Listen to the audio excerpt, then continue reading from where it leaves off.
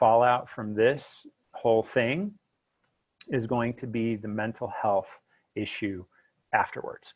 For those of you that have been out of your workplace and maybe are thinking about going back to your workplace, what's that going to be like? That's going to be pretty interesting when people fear each other, right? And is it founded? Is it science? I don't know. Oh, I have opinions, but you know, humans have dealt with stuff like this forever, but re-entry is going to be tough. We already see that domestic violence is up. We already see that divorce rates are going to be skyrocketing. Relapsing on addiction is going through the roof. We are suffering, right? It's the shit show. You know, when we're in stress, when we're in a stressed, heightened state, we call it being stupid. Stress makes you stupid, but really what they see is you lose IQ points. You lose reasoning. You also lose the ability to feel in control. Does it feel good to be out of control? No, no human loves that feeling. In fact, a lot of our stress comes from that, when we feel like we have no control over something. And guess what? This has never changed. We have very little control in reality. This year, my personal practice is reading the Stoics, Stoic philosophy, something I read in high school and college.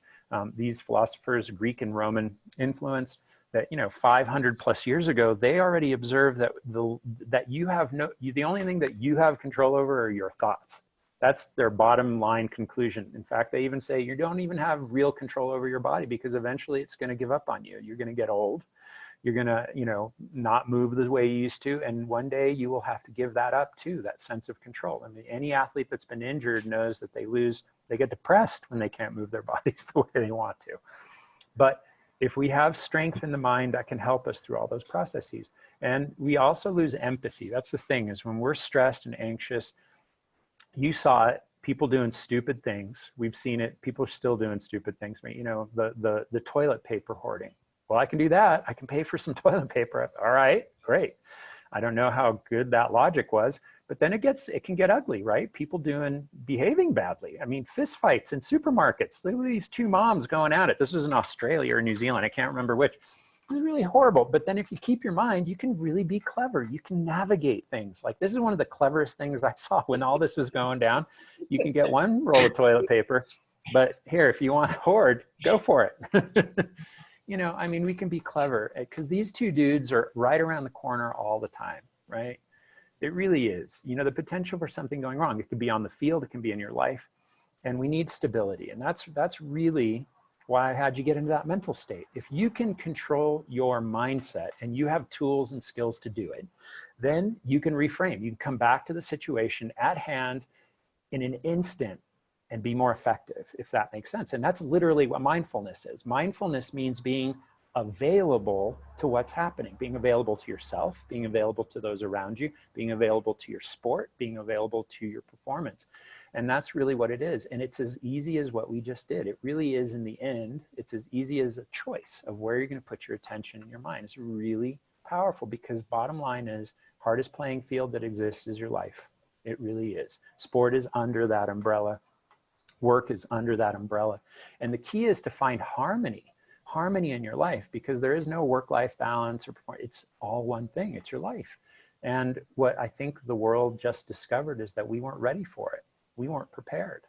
And life is real, right? We all have had those moments probably. Oh my gosh, this is awfully real.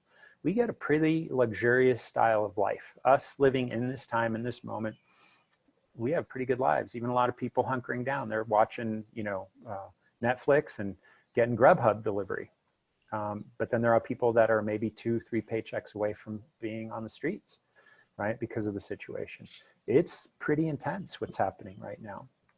And the one thing that we can do to inoculate ourselves, to actually protect ourselves, be ready, be prepared. That's why you train in the gym, so you can step on your playing field and you can meet the demands, right? That's one of the reasons we do it.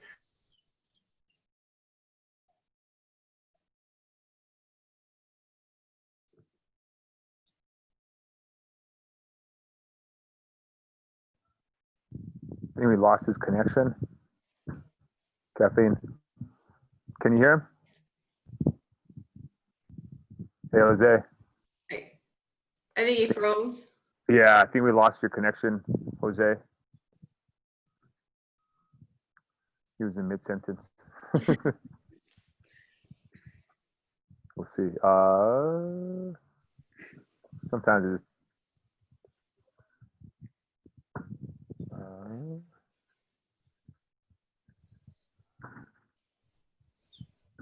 I just sent him a message real quick.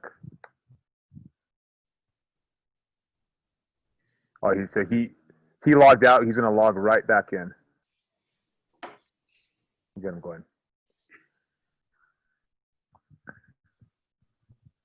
That's pretty interesting stuff, though. Like, if you think about it, all the stress that we've had to deal with in the last 6 weeks has really changed a lot of our lives, you know. So this is good. Here he is right now. I don't know. Did you guys stay on and I dropped off? Maybe I lost bandwidth. You know, I upped my bandwidth a like a month ago. That's all right. So we're back. Yeah, we're back in. Go ahead. Oh, there you go. So good. Self-care is what we get. So training, right? Training, doing the things that we're caring for ourselves. It's the greatest impact on your readiness. Now, you guys may have seen this model at some point. This is something I've used in my 30-year career. Literally, we use this capacity to perform over time is a balance of load and recovery. If that makes sense. And so you can see a very classic cycle that, you know, if we don't you need to share your screen one more time. Oops. Jose. It's okay. It's not on there. Give me 1 second. Boom. Can you see? Yeah. Got it? Sorry, guys. All right, tech, we just have to flow. Anyway, so I was showing stress recovery load. This is a very classic model that's used in exercise science where we have a load and we have a recovery, and if it's not right, if it's not balanced, then we actually can go into decline or stagnation where we're flat, or we can actually get better at stuff. But you know, if you look at it this way, as I added, we have life stress, we have self-care as our recovery, the things that we're doing to take care of ourselves. And if we don't do it, we're going to go into that burnout or overwhelmed state, just like in our training. But if we're doing it properly, right, rest recovery, then we actually are ready to deal with challenges. We're prepped. Resilience. This is literally what we call resilience. Now it's called capacity or well-being for capacity, because I guess resilience has been overused as a term, just like wellness, all that kind of stuff. We know what we're trying to say is you've got to do it. So what are the things that we can do? This is the nuts and bolts. Here's your training. And I'll send Lawrence a little sheet that he can send out to you guys if you want, that has the exercises broken out in 2 pieces of paper. These seem ridiculously simple, but it's as simple as some of the prehab that you do, some of the warm-up that we do for our shoulders, our knees, our back, but makes such a huge difference if you don't do them, right? And if you do them, it improves your resilience. So these are simple things. So getting a handle on your mental state, number 1 thing. It all begins there, man. If you're producing a chronic level of stress hormone, you are dampening your immune system. So if you're at all worried of getting sick from this virus or any other disease, stress is going to be one of your worst situations to be in mentally, because it suppresses your immune system. When they do transplant surgery for new organs, they actually inject you with stress hormones to suppress the rejection, right? I mean, that's how powerful they are. So stress is one of the worst things you can do. I think one of the worst things that's happening for people is technology. It's technology. So practice number 1, don't touch your mobile device for the first 60 minutes you're awake. 83% of people, according to Google, that wake up and have a device, have some kind of a mobile phone, they pick it up first thing. It's the first thing that they do, 83%, right? So what does that do? That puts you on your heels. You are now reactive. If you're looking at your media feeds, if you're checking email, you are reactive. You're in the backseat of your day immediately. Whether you know it or not, that your neurophysiology is in the backseat, and it's horrible. So what can you do? Wake up. First 60 minutes, don't touch it. First 30 minutes, don't touch it. And then fill that space with something else. Some self-care, some prep. So beginning your day in a responsive but non-reactive mode, right? That gives you control. You have your hand on the rudder. That's the goal. So you're in charge of what's happening, and it gives you that sense. Your brain gets that, your mind gets that, even your body gets that, right? We don't just start dumping cortisol and adrenaline. We don't want that. You've just rested. And then use that time to do something to develop yourself. One of the first things I always say is some kind of mental practice. So meditation, go outside, self-reflection, you know, journaling, prayer, all of those are powerful. Practice 2. This one's a big one, and I'm getting a lot of feedback on this situation. Again, technology and tools. Consume media rather than being consumed by it. We need to get informed. There's a lot of information right now, but guess what? you'll get what you need for sure. You're not going to be better prepared if you're on your constant newsfeed.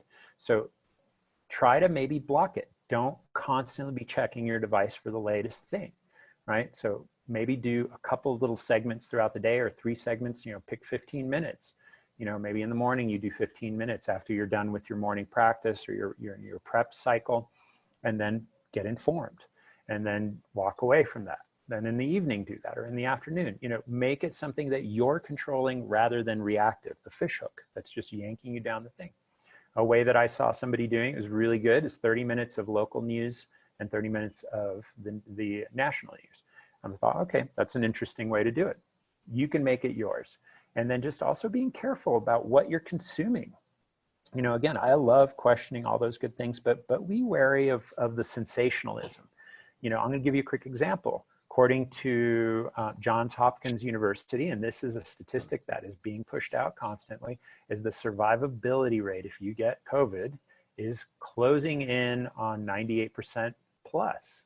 So it really, unless you're in some certain categories, it's pretty safe. That's the reality.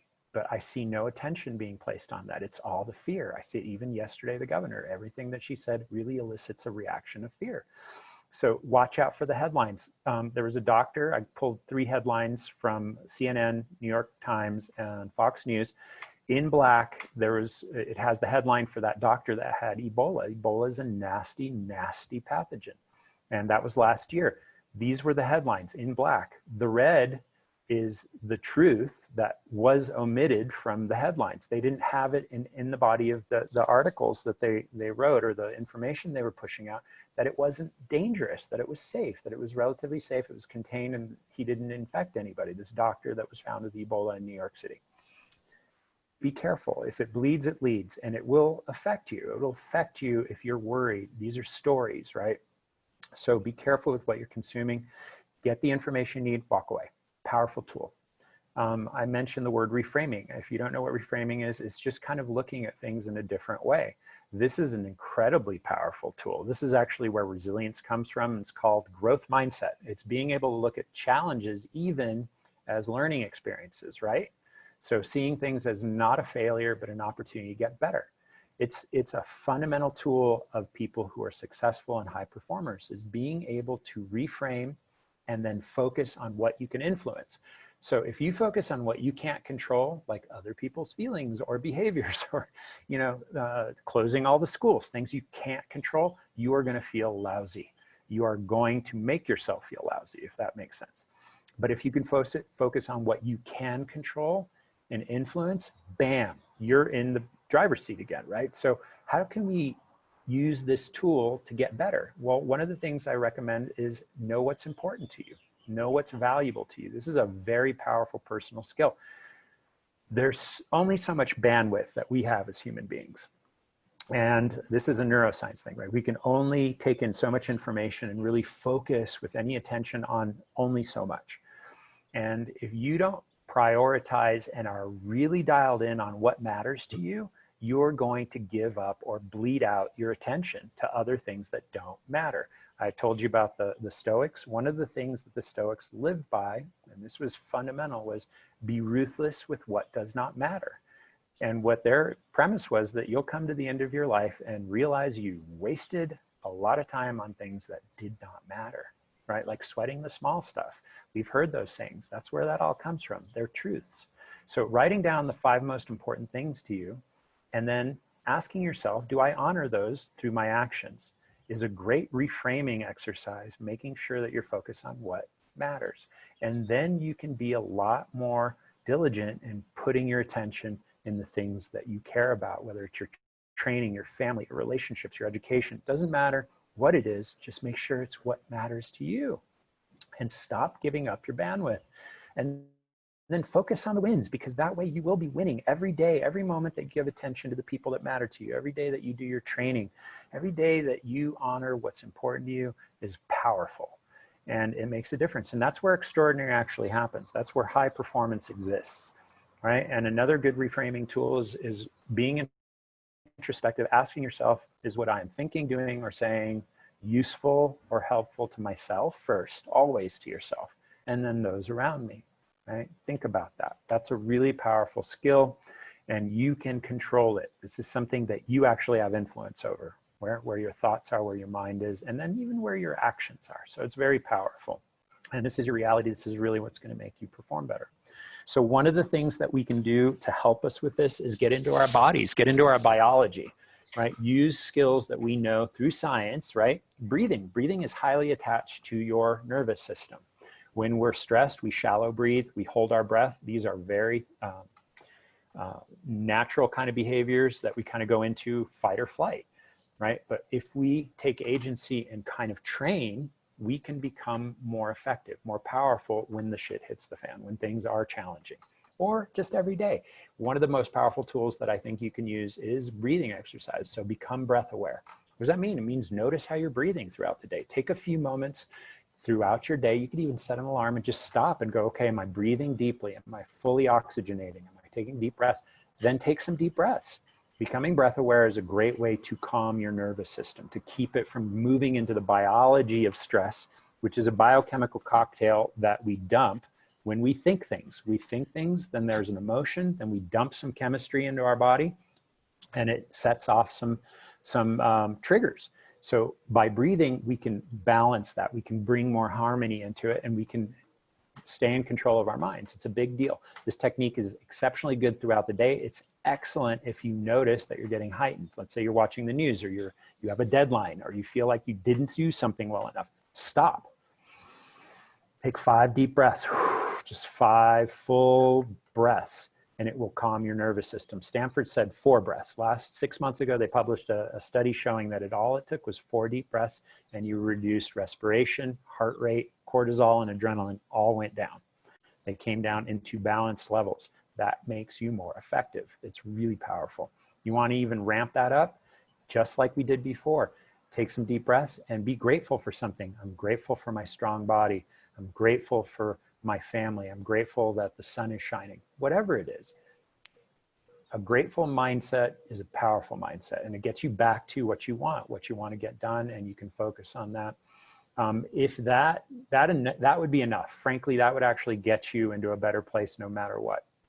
But to get stronger, make it a training practice. So consider yoga, meditation, journaling. Do it with purpose and intention. Make it part of your program. Schedule it. It's big. Like take 5. This is one of the techniques I always recommend. You can take 5 deep breaths intentionally 5 times a day. When you wake up, before you go to bed, and then throughout the day, stop and take 5 deep breaths. You are practicing the skill of presence and relaxing your nervous system. It's a very powerful tool. Simple exercise too. Eat right. Now, I have to put this in the presentation because what you eat is going to make a difference mentally. It's going to affect you. When you eat sugar, for example, and you have blood sugar spikes and drops, you actually creating a mood disorder because of dopamine and insulin. And that is a real chemical change that affects how you feel. And if you want to keep your metabolism high, you want this to be part of it, right? The foods that you eat. So eat good food. And again, going back to COVID, what is the #1 risk factor is obesity and metabolic disease. Those are, combined. If those are the people that are getting very sick, those are also the people that are passing away. Pre-existing conditions is the #1 thing, is metabolic problems. Food's going to be your #1 thing. It's going to be your performance thing too, right? So what should we do? Focus on real foods, avoid processed foods. That easy. Be mindful of stress eating. Notice if you're eating because you're hungry or because you need something else. Often, food nourishes us, but so do hugs. So does a walk outside. Sometimes we're eating because we need something else emotional. Just stop for a minute. Notice, why am I hungry? Doesn't mean you even have to change what you're going to eat or do. You can still eat. But if you're being present and mindful, just be noticing that, because stress is going to make us eat.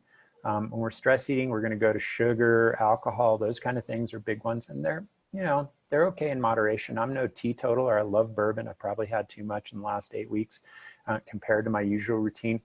But make a priority to take care of yourself. These are really important things through nutrition, and it's going to protect not only your performance health, but your personal health. It's very important. Exercise, I don't think this is an issue for you guys as a group. If you're working with Lawrence and the Performance Ranch. But Be consistent. Some of us are backing off of our training. This is, and I'll address that in a minute from a performance standpoint, but keep it going. And it can be just slow, easy walking, that kind of stuff, but do your exercise. It's really good stuff. I'm not even going to show you that because you know how to train. Sleep, make sure you're taking care of your sleep. It's immune function, it's metabolic function. Try to keep a regular sleep cycle, even with this funkiness right now. A lot of people are working late, especially if you have kids at home, because they don't have the space to actually get their work done. It looks like there's a big spike in kind of internet usage between midnight and 3 a.m. And it seems like it's people that are trying to log in and get their work done. Be careful.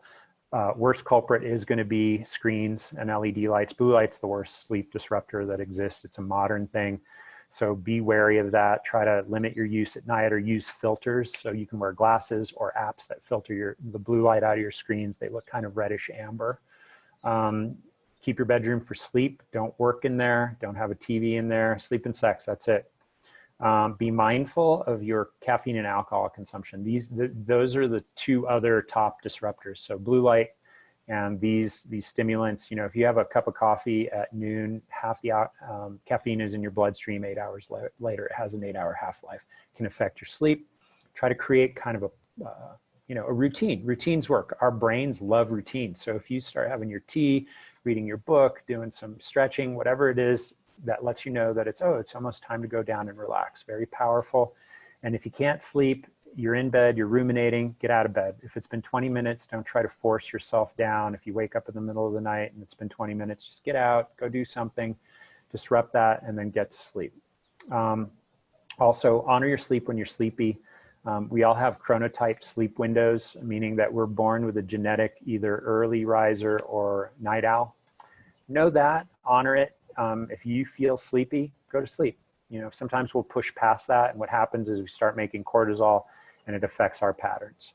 If you smoke, which I don't think anyone does, quit. You got free resources from the federal, state, and even your employers probably. So enough said on that. Don't social distance, all right? That's controversial to say that. Here's the thing, I hate, words matter. Use physical proximity distancing. If you're practicing this, do that. But don't social distance. The most important thing that you can do. Keep your relationships going, guys. Keep your connections going with your friends, your family. You know, in whatever way that you can do that, make sure that you're taking care of that. This is probably the #1 thing for overall happiness and health is the relationships that we have. And that's science-backed. You know, that's the Grant study, that's the Rosetto study. These are big studies, and you even know it. People are feeling antsy, not being able to connect and hug and touch and all those things because it's a contrary to our nature. And when we do that, when we're contrary to our nature, we get dis-ease. That turns into disease. Einstein even called it our separation from each other is an optical illusion. We are connected at so many levels. So important. How can you apply these things? If you don't have a morning practice or ritual, just like warm up, is exactly like a warm up for your day. In fact, I'm offering a class that I do every 30 minutes or for 30 minutes, 3 times a week at the Remedy Day Spa, where I've been helping people just build their routine ritual practices. It's a warm up. It's a morning warm up. You wake up, do some meditation or breath work, then be grateful for 3 things. These are all science-based, by the way.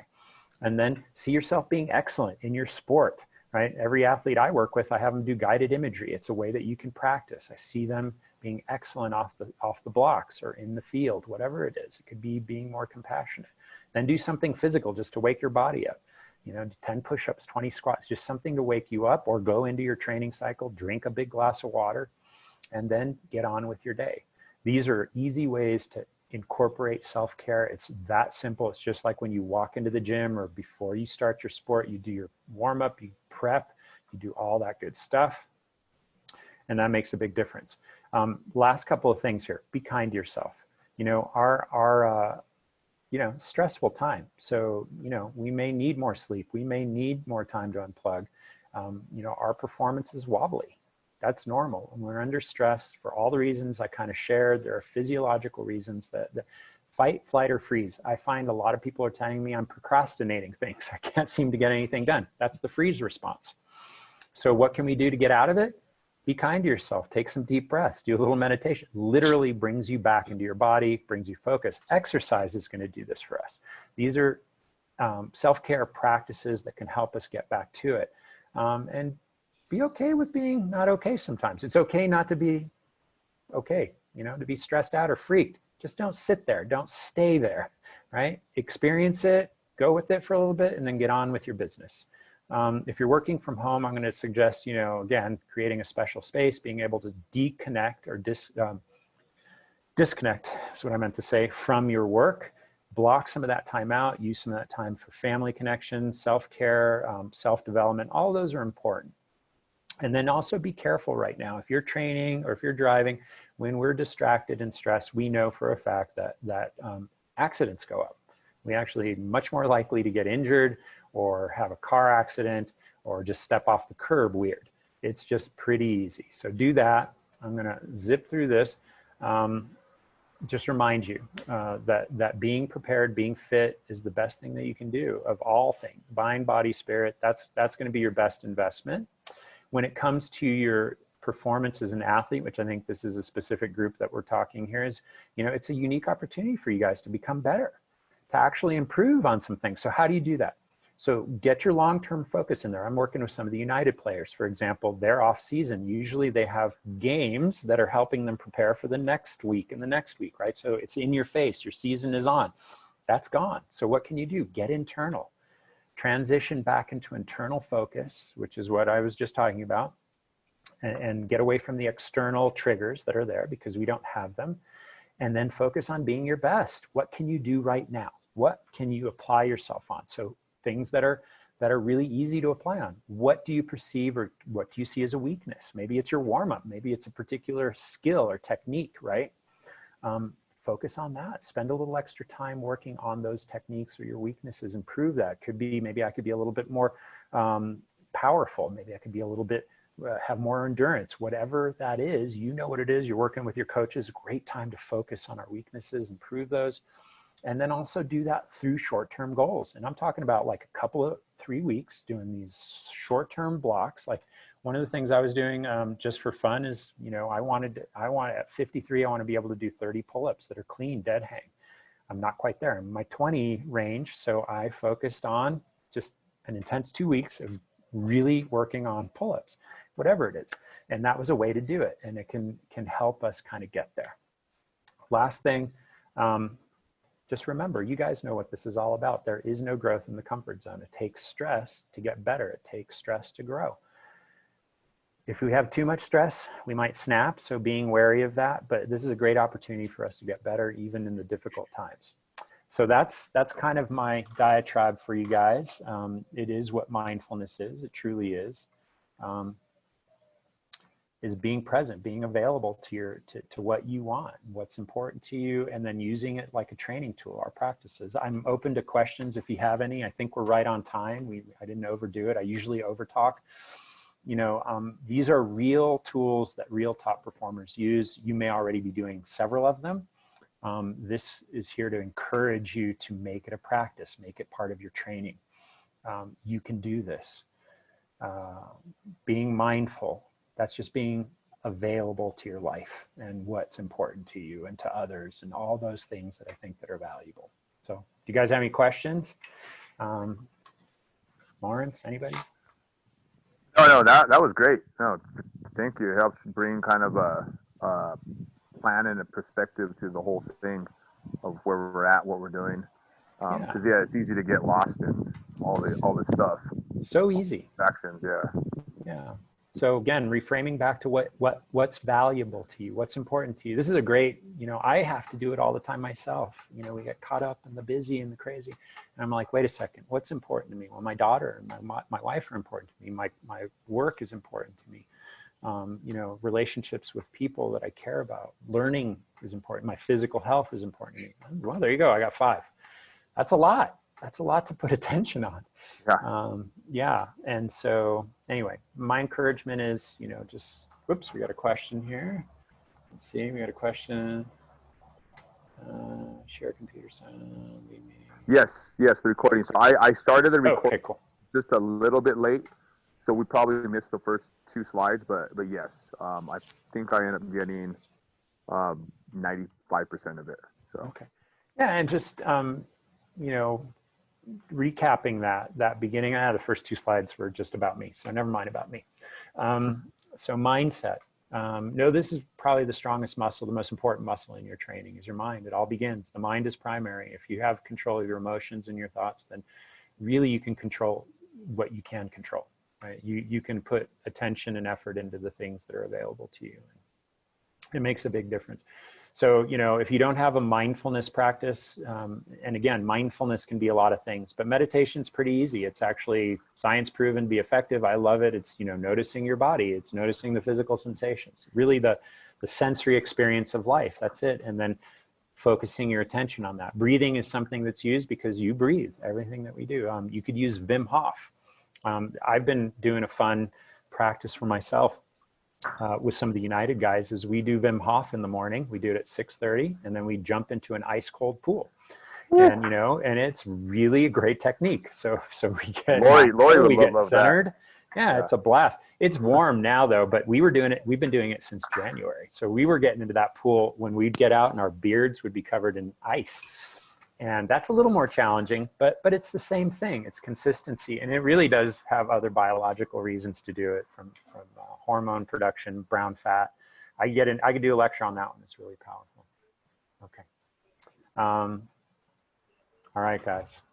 That's all I have for you. I hope some of this was useful. My goal is that you take one thing away and just go, okay, I could use this, or you feel more motivated and empowered, right? Yeah, that was great, Jose. Thank you very much. I mean, just like a little testimony of Jose's work, because he's worked with several of my athletes and clients overall, and I saw really good changes with them. People who were distracted a lot, and I've been training this kid for close to 5 years now, and very distracted all the time. Like even getting into the gym, it was constantly on his phone. And in 5 years, I think you've been working with him for probably close to 3 now. Yeah, 3 years. And and it was a good change. I mean, he was already a smart kid, and his grades went up even more. Yeah, that was crazy. His grades got better, but it got easier. You know, he was on kind of just the way that he performed and did hard things just got smoother for him. Yeah. Yeah, and, especially doing races. And he did it though. You know, it wasn't me. I just gave him tools kind of like I did. But what that kid, sorry, I'm moving around here. That kid did, he applied them. Yeah. And that's the key. And that was the funnest part, because I love working with athletes or anyone that applies this stuff, because they will see a change. It's just like when they go to work with you.